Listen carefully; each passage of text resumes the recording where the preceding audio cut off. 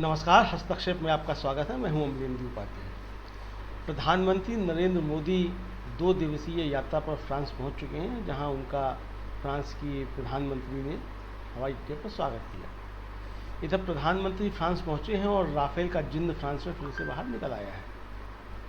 दूसरी तरफ दिल्ली में यमुना का जलस्तर खतरे के निशान से ऊपर बह रहा है।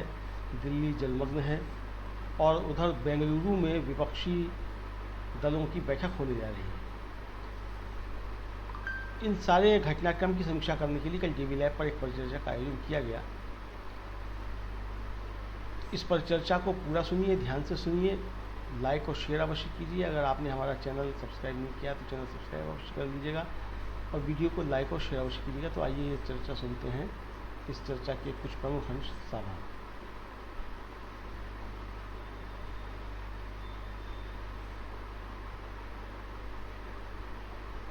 से एक बहुत बड़ी बात आप बता रहे हैं कि पुलिस के ऊपर लाल मिर्च के पाउडर अगर आप जो प्रदर्शनकारी हैं वो झोंके हैं तो पुलिस क्या करेगी?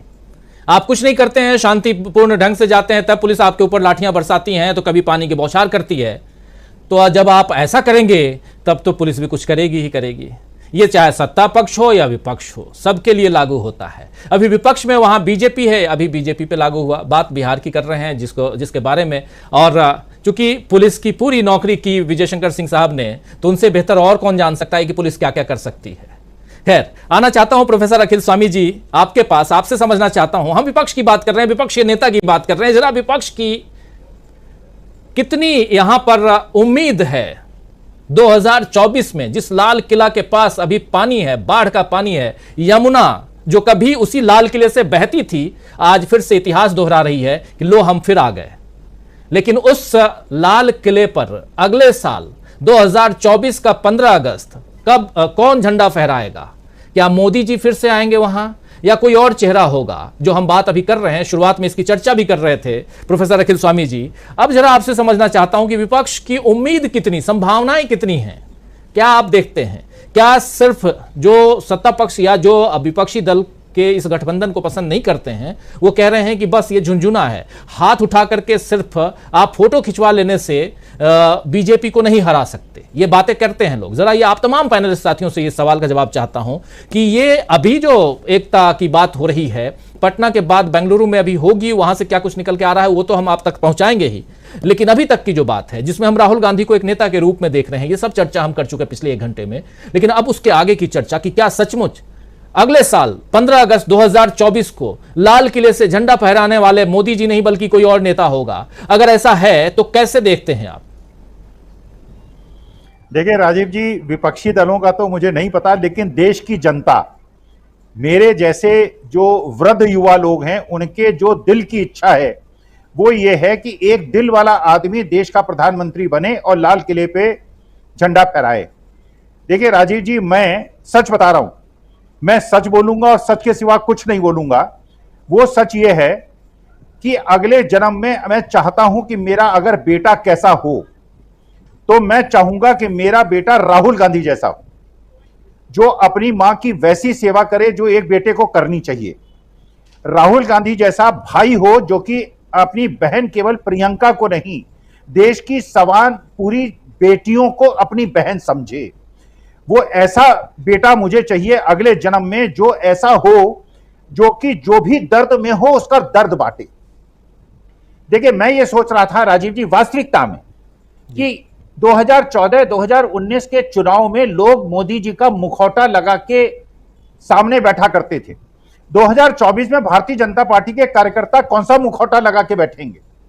मुझे ऐसा लगता है कुछ लोग तो ब्रजभूषण शरण सिंह का मुखौटा लगाएंगे, कुछ लोग जो हैं नाथूराम गोडसे का मुखौटा लगाएंगे, कुछ लोग हैं लखीमपुर खीरी के मिश्रा जी का मुखौटा लगाएंगे, कुछ लोग जो हैं वो उन्नाव वाले सेंगर साहब का मुखौटा लगाएंगे, और कुछ लोग ऐसे हैं जो कि वो जो आपके मध्य प्रदेश के प्रवेश शुक्ला थे उनका चेहरा लगाएंगे, उनका मुखौटा लगाएंगे। देखिए, हम इनका मुकाबला करेंगे। देखिए, देश की जनता, मैं उद्वेलित इसलिए हूं कि मैं अपनी भारत माता को कमजोर होते हुए और खंड खंड होते हुए देख रहा हूं।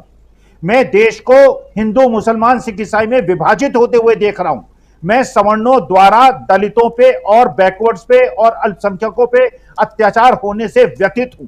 इसलिए हम जैसे लोग जो कि ये चाहते हैं कि देश में शांति हो, संभाव सद्भाव हो, हम गांधी जी का मुखौटा लगा के राहुल गांधी के भाषण को सुनेंगे, प्रियंका के भाषण को सुनेंगे, नीतीश कुमार, उद्धव ठाकरे और स्टालिन के भाषण को सुनेंगे और हम ये सुनिश्चित करेंगे कि 2024 के बाद इस देश में गोडसे जैसे लोग ना हो, प्रवेश शुक्ला जैसे लोग ना हो, लखीमपुर खैरे जैसे, मिश्रा जी जैसे लोग ना हो और ब्रजभूषण शरण सिंह जैसे लोगों को सड़क पे पुलिस हथकड़ी ले जाके उनको जेल के अंदर भेजे।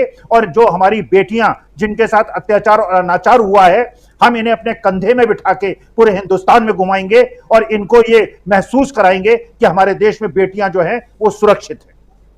जी प्रकाश जी, विपक्ष को कहां देखते हैं आप? राजीव जी, 2-3 बातें कहना चाहता हूं। पहली बात तो ये कि बेंगलुरु में जो होने वाला है, बेंगलुरु में, उसमें राहुल गांधी जो बात बार बार कह रहे हैं वो ये पूरे विपक्ष को एकजुट करते हुए कह रहे हैं कि बीजेपी को हराने के लिए हमारे पास पर्याप्त बुनियादी मुद्दे हैं। मतलब राहुल गांधी सीधे सीधे मुद्दों की बात कर रहे हैं कि हम कैसे बीजेपी को सबक सिखा सकते हैं। उनका विजन है कि हम बीजेपी को सबक सिखा सकते हैं। 5 राज्यों में जो चुनाव होने वाले हैं उन राज्यों में तो हम बीजेपी को हराएंगे ही, यह भूमिका होगी। ये राहुल गांधी का आत्मविश्वास है और रणनीति है। दूसरी बात यह है कि बेंगलुरु में यह तय होने वाला है कि विपक्ष किन मुद्दों पर आंदोलन करेगा, किन मुद्दों पर मोदी की सरकार को घेरेगा, और वो मुद्दे ऐसे होंगे जिनमें विवाद ना हो। तो सावरकर जैसा मुद्दा नहीं उठाएंगे, इस बारे में कांग्रेस ने तय किया कि वो फिलहाल बीच का रास्ता निकालेगी शिवसेना के साथ और महाराष्ट्र के लोगों के साथ। एक और बात यह हुई कि बेंगलुरु में जो कमेटियां या सब कमेटियां बनेगी वो विपक्षी एकता के मोर्चे को लेकर एक ठोस सिद्धांत पर जाने वाले हैं। ये सब बातें हैं जो राहुल गांधी को एक बढ़त देते हैं बीजेपी के सामने। एक और बात है कि ये भी तय होगा शायद बेंगलुरु में कि राज्यवार सीटों का बंटवारा कैसे होगा, सीटों की शेयरिंग कैसे होगी, ये सारी बातें तय होने वाली है। मतलब कांग्रेस के पास, खास करके राहुल गांधी के पास एक सीधा सीधा फार्मूला है, हमें क्या क्या करना है। एक मैनेजमेंट की जो टेक्निक होती है वो टेक्निक उनके पास है कि हमें ये करना है। सरकार की नाकामियां बहुत सारी है, बार बार राहुल गांधी कह चुके हैं सरकार की नाकामियों पर एक बात, जब राहुल गांधी मणिपुर गए और मणिपुर में जाकर वे चाहते तो बहुत कुछ बोल सकते थे। मैं कल्पना कर रहा था कि अगर राहुल गांधी की जगह माननीय प्रधानमंत्री नरेंद्र मोदी मणिपुर गए होते तो वे क्या कहते। तो मोदी जी कहते कि देखिए वहां बीजेपी को बदनाम करने के लिए दंगे कराए जा रहे हैं, उसमें विपक्षी नेता होंगे, इस तरह के डायलॉग बोलते। लेकिन राहुल गांधी ने हिंसा की आलोचना की, किसी भी पार्टी का कोई नाम नहीं लिया, लोगों को मरहम लगाने का काम किया। इसका मतलब यह कि राहुल गांधी जानते हैं कि उनका लक्ष्य क्या है। उनका लक्ष्य है शांति, एकता, न कि दूसरे दलों को बदनाम करना। आप देखिए कि जब भी कोई बड़ी घटना हुई है, राहुल गांधी ने कभी भी बीजेपी पर या नरेंद्र मोदी पर व्यक्तिगत आक्षेप नहीं लगाए। चाहे गुजरात में पुल टूटने से 225 लोगों की मौत हो, राहुल गांधी ने कहा कि बहुत बड़ी दुर्घटना हुई है, मानवीय त्रासदी है और मैं इस पर कोई बातचीत नहीं करूंगा। तो ये विजन जो राहुल गांधी का है वो न केवल विपक्षी नेताओं को पसंद आया है बल्कि इस देश की जनता को भी पसंद आया है। और इस देश का नेता अगर कोई व्यक्ति हो तो वो इतना विशाल हृदय हो, ये अपेक्षा सभी लोगों को होती है। राजीव जी, ये अपेक्षा तो रहेगी ही कि एक विशाल हृदय हो, बड़ा दिल वाला आदमी हो और वहां कहीं ना कहीं उन उम्मीदों पर खरा उतरते हुए राहुल गांधी दिखाई देते हैं। लेकिन विपक्ष कितना मजबूत है? क्या आज की तारीख में विपक्ष के जो विपक्षी एकता में जिन जिन पार्टियों के नाम आ रहे हैं वो मजबूती से बीजेपी के सामने खड़े दिखाई देते हैं? अजय शुक्ला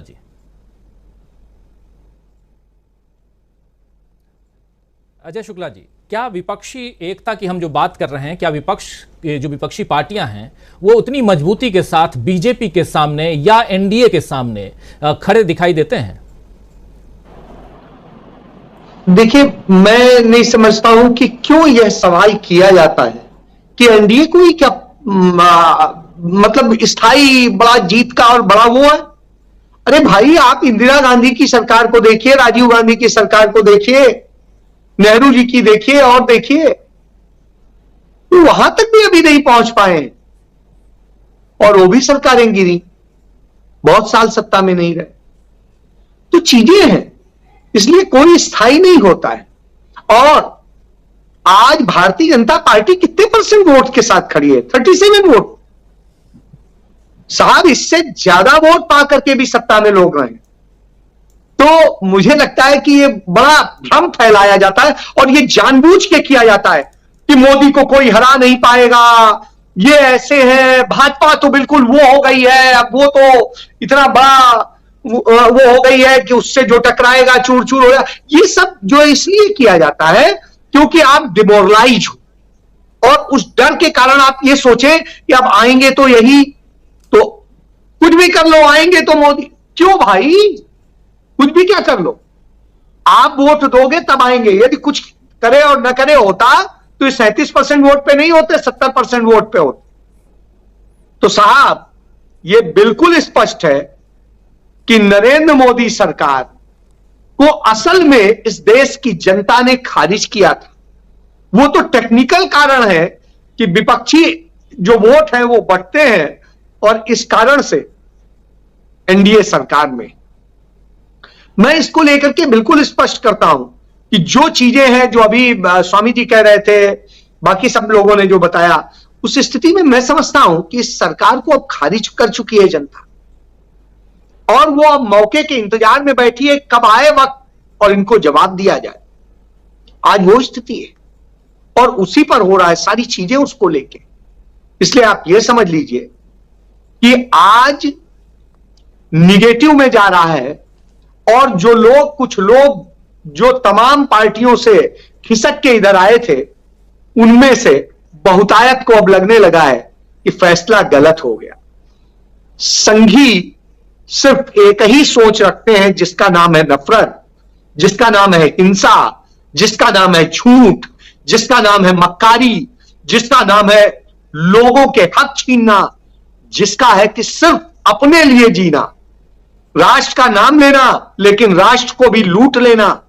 ये वो लोग हैं और जो ये लोग हैं ये कभी कुछ डिलीवर नहीं कर सकते, उल्टा आपका छीन सकते हैं, कर सकते हैं। तो ये वो लोग सिर्फ अपने लिए जीते हैं।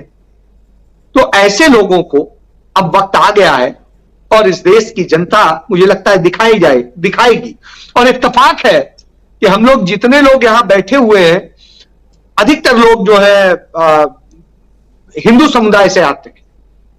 इसके बावजूद आप बताइए, आज हम कह रहे हैं कि नहीं, सवाल उठा रहे हैं कि नहीं? तो ये सवाल उठा रहे हैं, इसका मतलब है कि वो हिंदू समुदाय भी सवाल उठा रहा है, जिसका सर्टिफिकेट वो बांटते हैं कि कौन हिंदू है कौन नहीं है। तो इसलिए आप ये समझ लीजिए कि इनका वक्त खत्म हो रहा है।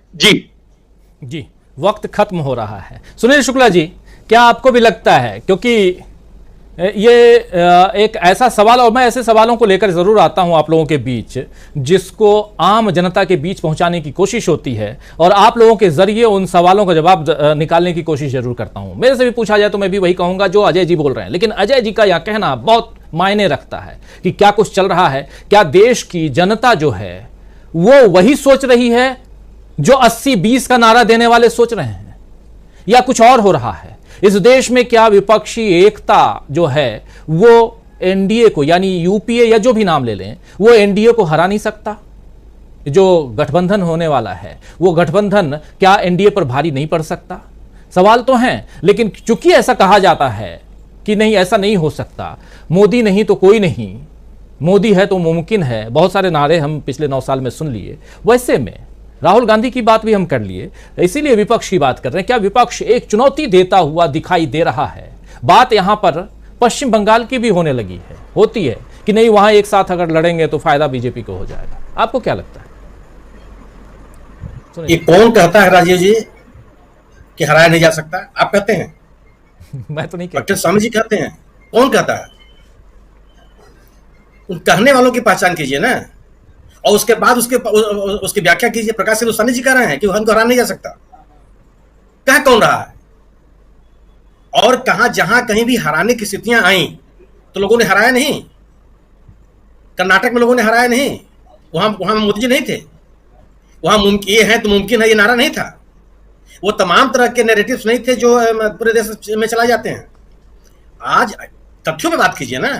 आप कह रहे हैं कि उनको नहीं रहा, जैसा मैं आपकी बात मान लेता हूं। तथ्यों में बात कीजिए, इस देश के 27-28 राज्यों में कितने राज्यों में बीजेपी की सरकार है? उत्तराखंड, गुजरात, मध्य प्रदेश, गिनती कर लीजिए कितने राज्यों में आप हैं जिसमें आप अपने बूते पर सरकार चला रहे हैं। जोड़ तोड़ के सरकार चलाने वालों की भी गिनती कर लीजिए आप। हरियाणा में आपकी सरकार है, मध्य प्रदेश में आपकी सरकार है, गुजरात में आपकी सरकार है, उत्तराखंड में आपकी सरकार है। नॉर्थ ईस्ट में कोई ऐसी राज्य नहीं है जहां अपने बूते पे आप सरकार चला रहे हो, जहां एक भी सीट नहीं है आपके पास, वो भी कहते हैं कि मेरी सीट है, मेरी सरकार है। जिन जगहों पर अब हाल के दिनों में बात कीजिए ना, मैं आपत्ति छोड़ दीजिए, हाल के दिनों में बात कीजिए, 2019 के चुनाव में आपको प्रचंड बहुमत मिला, उन राज्यों में बहुमत मिला जहां 2018 में लोकसभा राज्य विधानसभाओं के चुनाव में कांग्रेस जीती थी। उन राज्यों में भी मिला जहां पे 2019 के चुनाव में आप जीते, लेकिन उसके बाद उन्हीं राज्यों में जब विधानसभा का चुनाव हुआ, झारखंड में क्या स्थिति हुई? आप हारे नहीं। हरियाणा में क्या स्थिति हुई? आप हारे नहीं। महाराष्ट्र में चुनाव हुआ, आप हारे नहीं। जनता ने तो हराया, ये किसी बाहरी आदमी ने हरा दिया। आप अभी दिल्ली के एमसीडी का चुनाव हुआ, आप हारे नहीं। आप जहां 24 घंटे उपलब्ध हैं वहां पर चुनाव हार गया। कर्नाटक में क्या देश के मतदाताओं ने हरा नहीं दिया? और जिस बंटवारे की बात हम लोग कर रहे हैं कि गैर भाजपा मतों में बंटवारे की वजह से चुनाव जीत करके 37% पर आप गए, उस मतों को बंटवारे को रोकने के लिए आपने कोशिश की हो चाहे न की हो, जनता ने कोशिश कर दी। क्या कोई सोच सकता था जो व्यक्ति कर्नाटक में रहता हो और चाहे कर्नाटक के बाहर रहता हो? मैं व्यक्तिगत रूप से भी देवेगौड़ा साहब का बहुत सम्मान करता हूं और मैं वहां जाके देखा हूं कि पूरे ओल्ड मैसूर में देवेगौड़ा साहब का बहुत सम्मान है, बड़ी इज्जत है। किसी से बात की वहां किसान बहुत सम्मान पूर्वक उनका नाम लेता है और आप उम्मीद कर रहे थे कि उनका ग्रैंड सन चुनाव हार जाएगा, वह पार्टी सिमट के चली आएगी, अपना मताधार खोल देगी। वो सवाल यह है कि आपको जब सरकारें लोग इसलिए नहीं चुनते हैं क्योंकि आप ये नारा चस्पा कर लीजिए कि आप कभी हारेंगे ही नहीं। सरकारें लोग इसलिए चुनते हैं कि आप डिलीवरी करेंगे, हमारी जरूरतों को पूरा करेंगे, हमारी जो समस्याएं हैं उसका समाधान खोजेंगे। अभी आपने तो कुल कर लिया था। आप देख लीजिए पश्चिम बंगाल में क्या हुआ। पश्चिम बंगाल की जनता को जब ये मौका फिर मिला ग्राम पंचायतों में और जिला पंचायतों के चुनाव में, क्या स्थिति हुई? उन इलाकों से जहां 18 एमपी आपके जीते हैं, वहां पिछले 2019 के चुनाव में 18 एमपी जीत करके आए थे। उन 18 सांसदों के क्षेत्र में क्या आपकी स्थिति हुई है? गिनती कर लीजिए आप। जिस नंदीग्राम में आप जीत का दावा कर रहे हैं या जीते भी हैं, तथ्य भी है, उसकी मार्जिन भी देख लीजिए कितने मार्जिन से आप हारे जीते हैं। सवाल यह नहीं है, आपके नैरेटिव बनाने से बात नहीं। अगर आप इतने अपराजय हैं और आपके सामने कोई चुनौती नहीं है तो फिर आपको एनडीए बनाने की आवश्यकता है। 2014 से लेकर 2023 तक कब एनडीए की बैठक हुई, जरा मुझे बता दीजिए। किससे आपने बात किया? चिराग पासवान को आपने किस तरह से कौन सा सम्मान दिया? सबके सामने है। पार्टी को भी आपने तोड़ दिया। पार्टियों को तोड़ करके, जनप्रतिनिधियों के में विभाजन करके, उनको अपने पक्ष में मिला करके, केंद्रीय एजेंसियों का सदुपयोग दुरुपयोग करके आप राजनीतिक जन समर्थन नहीं हासिल कर सकते। ये लगता है लोगों को। और ऐसा एक राज्य बता दीजिए आप, कोई आप एक राज्य बता दीजिए भारत के नक्शे पर जहां पर इस सत्तारूढ़ दल भारतीय जनता पार्टी के सामने चुनौती नहीं है। किसी राज्य का नाम बता दीजिए। और कोई एक राज्य नाम बता दीजिए जहां पे जो मजबूत विपक्षी दल है वो लड़ने के लिए तैयार नहीं है। यह तथ्य है कि भारतीय जनता पार्टी जैसी मजबूत पार्टी से कोई एक दल किसी राज्य विशेष में राजनीतिक मुकाबला नहीं कर सकती है। इसमें कोई बहस नहीं। उनके पास संसाधन है, उनके पास समर्पित कार्यकर्ताओं की भीड़ है, उनके पास स्ट्रेटजी है, उनके पास तमाम तरह के तौर तरीके हैं जो चुनावी प्रबंधन में काम आते हैं। लेकिन ऐसा नहीं है कि जो अन्य राजनीतिक दल हैं उन राजनीतिक दलों के पास सब कुछ का अभाव है। जब आप लोग सभी पूरे देश के पैमाने पर बात कही जा रही थी कि कांग्रेस के पास न तो नेतृत्व है, न तो संसाधन है और न ही संगठन है, वहां पे 75% से ज्यादा जनता ने निकल करके कर्नाटक में कांग्रेस को स्थापित कर दिया और अपने संसदीय इतिहास में सर्वाधिक शर्मनाक हार बीजेपी को झेलना पड़ा कर्नाटक में। बीजेपी जैसी बड़ी पार्टी को अगर किसी एक राज्य विधानसभा के चुनाव में 30 विधानसभा क्षेत्रों में जमानत जब्त हो जाए आज की तारीख में, जब आप ये कहते हैं कि आप अपराजय हैं और आपका कुछ नहीं हो सकता, यह सामान्य राजनीतिक संदेश नहीं है। अगर आप आप पश्चिम बंगाल के लोगों के जनादेश को धूमिल करने के लिए आप कहते हैं कि बड़े पैमाने पर हिंसा हुई, मरा कौन? हिंसा हुई, उसमें हताहत होने वाले लोगों की तादाद किस पक्ष के लोगों की है? क्या यह तथ्य नहीं कि सर्वाधिक तृणमूल कांग्रेस के कार्यकर्ता मारे गए हैं और घायल हुए हैं? क्या कोई राजनीतिक दल अपने कार्यकर्ताओं को मारता है? यह हिंसा फैलाने वाले कौन लोग हैं? और जब स्थानीय निकायों के चुनाव में, त्रिस्तरीय पंचायत चुनाव में उत्तर प्रदेश में लोगों को नामांकन तक दाखिल कर दिया जा रहा था, उस समय आपको राजनीतिक नैतिकता की याद नहीं आई? आप अपने गवर्नेंस की विफलताओं को, इस तरह की बातों को करके आप छिपा नहीं सकते हैं। राहुल गांधी ने ही काम किया ना। कांग्रेस एक नेता ने निकल करके अपनी बात लोगों के बीच में कहनी शुरू की, और आप बात कर रहे हैं कि उत्तराखंड में चुनाव तो नहीं होने जा रहा है, उत्तराखंड में संगठन की बैठक करने की क्या जरूरत है? राजीव जी, अगर आपको स्वस्थ रहना है तो सिर से पांव तक जितने अंग हैं सब कुछ ठीक रखना पड़ेगा। आप अपने बढ़े हुए नाखून को ही बर्दाश्त नहीं कर सकते। अगर आपने बढ़े हुए नाखून को भी बड़े रहने की अनुमति दे दी तो आपको इन्फेक्शन झेलना पड़ेगा। स्वस्थ रहने का आप दावा नहीं कर सकते। सभी पक्षों को आपको ध्यान रखना पड़ेगा, और तब जाकर के आप कह सकते हैं कि मैं सांगठनिक स्तर पर मौजूद हूं। अगर उत्तराखंड का संगठन नहीं मजबूत, चुनाव ठीक है मध्य प्रदेश में है, लेकिन अगले साल तो लोकसभा का चुनाव है। यह फायर फाइटिंग के तरीके से राजनीति नहीं की जा सकती कि जहां आग लगी हुई है वहां पानी लेके दौड़िए। पानी हर जगह रखिए, हर जगह फायर ब्रिगेड का जो पाइप लगे होते हैं उनको वहां बना के रखिए। पानी को संग्रहित करने की व्यवस्था करके रखिए। अगर आपको यह पता है कि जमुना में बाढ़ आई हुई है, तो अब तक अगर आप राहत देना चाहते हैं अपने नागरिकों को, तो आपको यह पहचान कर लेनी होगी कि जरूरत पड़ेगी तो राहत शिविर कहां बनेंगे। आपको यह पहचान कर लेनी पड़ेगी कि नाव चलानी पड़ेगी मुझे, तो किन रास्तों से हम ले आएंगे। अगर आपको यह पहचान करनी पड़ेगी, अगर आप राहत देना चाहते हैं लोगों को, कि उन राहत शिविरों में अगर बिजली नहीं होगी तो हमको कितने जनरेटर की आवश्यकता पड़ेगी। आपको यह पहचान कर लेनी पड़ेगी कि जिन राहत शिविरों में लोग रहने के लिए आएंगे और बाढ़ से प्रभावित होंगे, उनके स्वास्थ्य को बेहतर रखने के लिए हमको कितनी चिकित्सकीय टीमों की आवश्यकता होगी। आपको यह पहचान कर लेनी पड़ेगी कि उन राहत शिविरों में रहने वाले लोगों को दो वक्त का भोजन कैसे मिल जाए, इसके लिए कहाँ मुझे सार्वजनिक रसोई कैसे चलाना पड़ेगा। आप केवल इस बात के लिए नहीं कर सकते, एक बयान देकर के आप बच नहीं सकते कि साहब बाढ़ से प्रभावित लोगों को राहत पहुंचाने के लिए हम तैयार हैं। किस तरह से तैयार हैं आपको एक चीज बतानी पड़ेगी। और अगर आप एक दूरदर्शी राजनीतिज्ञ हैं, तो अगर आपको दिल्ली में बाढ़ आई हुई है तो आपको पटना में इसकी तैयारी करनी पड़ेगी, क्योंकि वह पानी निकल करके पटना तक जाएगा। ऐसा नहीं कि बीच में रुक जाएगा, उत्तर प्रदेश से होते उस राज्य तक भी पहुंचेगा। इसलिए आवश्यकता है दूरदर्शी व्यक्ति। अगर आपको चुनाव था, आपको उत्तराखंड भी देखना पड़ेगा, आपको तेलंगाना भी देखना पड़ेगा, आपको महाराष्ट्र भी देखना पड़ेगा, और आपको आंध्र प्रदेश भी देखना पड़ेगा। तब जाकर के आप एक संगठित राजनीतिक दल जिससे आपको लड़ना है, अपने आप को आप तैयार कर सकते हैं। राहुल गांधी ने अपने राजनीतिक कर्मों के साथ, अपने राजनीतिक गतिविधियों के साथ लोगों के बीच में अपनी विश्वसनीयता कायम की। आखिर वो सवाल पूछने वाले, आप तो सवाल नहीं पूछते हैं कि विपक्ष कहां है। बार बार आप सवाल पूछते थे इस बात को, अब दोबारा आप तो रिपीट नहीं किया आपने कई महीनों से। तो आखिर यह इस प्रश्न को खारिज किसने कर दिया? क्योंकि विपक्ष के रूप में एक नेता लोगों के बीच में मौजूद है। उसने विपक्ष की जो भूमिका होनी चाहिए देश और दुनिया के पैमाने पर, उस भूमिका को अदा कर रहा है। अपराजय होने का तिलस्म तो टूट चुका है। इसलिए टूट चुका है कि आप अपनी सरकार को लेकर के बात करने के लिए तैयार नहीं है। आप यह बात करने के लिए तैयार नहीं है कि आपने यह वायदा किया था, आपने जब यह कहा था कि रुपए का मूल्य गिरता है तो देश की प्रतिष्ठा गिरती है, आप इससे बात नहीं करते हैं। आज आप यह बताने के लिए तैयार नहीं है कि हमने जब ये डिमोनेटाइजेशन किया था तो उसके लाभ क्या हुए, कितनी चीजों को आपने हासिल कर लिया। आपने जब धारा 370 हटाई थी तो आपने लोकतंत्र बहाली का आश्वासन दिया था लोगों को। 370 हटाए के साथ कितने साल हो गए, आप उससे बात करने के लिए तैयार नहीं है, और आप वहां चुनाव कराने के लिए तैयार नहीं है। आपको अपनी राजनीतिक विफलताओं को स्वीकार करना पड़ेगा। क्योंकि आप राजनीतिक विफलताओं की चर्चा नहीं करना चाहते, अपने गवर्नेंस की विफलताओं की चर्चा नहीं करना चाहते, तो एक आर्टिफिशियल एटमॉस्फेयर क्रिएट करने का प्रयास करते हैं। लेकिन अब है क्या कि हर व्यक्ति अपने सरकार की डिलीवरीज को लेकर के सवाल खड़े कर रहा है। मध्य प्रदेश में आज क्यों स्थिति आखिर कोई जादू है क्या? अगर कोई भी राजनीतिक पर्यवेक्षक, राजनीतिक विश्लेषक या एक अनायास क्यों नहीं कह दे रहा है कि छत्तीसगढ़ में चुनाव हार जाएगी कांग्रेस? कोई चर्चा नहीं कर पाता, वो तमाम एक पट की बात करता है। क्योंकि उस सरकार ने यह कोशिश की कि जिन लोगों के ने हमको चुन करके भेजा है उनके लिए हम कुछ करें।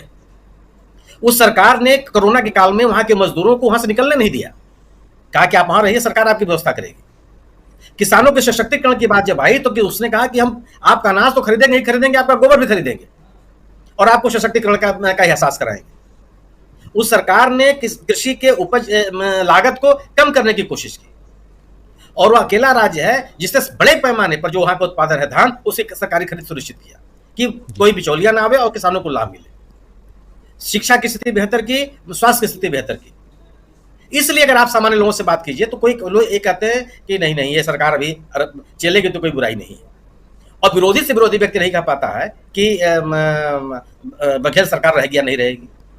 मध्य प्रदेश में क्यों कहते हैं आप कि अगर आपने अपने आदिवासियों को यह ताकत नहीं दी कि उसके खिलाफ अत्याचार हो रहा हो तो वह मुखर तरीके से बोल सके, और लोगों में के मन में यह भय नहीं पैदा किया कि अगर आप किसी के सम्मान के साथ आप मजाक करेंगे तो आपके खिलाफ कितनी बड़ी कार्रवाई हो सकती है, तो कोई आदमी किसी के सिर पे पेशाब करते रहा। इसलिए बात होती जा रही है कि आप गवर्नेंस के स्तर पर फेल हैं। आप भ्रष्टाचार रोकने की बात कर रहे थे, जितने मध्य प्रदेश से भ्रष्टाचार के मामले आए हैं किसी पर आप चर्चा करने के लिए तैयार नहीं। उन भ्रष्टाचारियों को रोकने, उन भ्रष्टाचारियों में शामिल लोगों के खिलाफ कौन सी आपने कार्रवाई की, इस पर बात करने के लिए तैयार नहीं है। आप कहा करते थे कि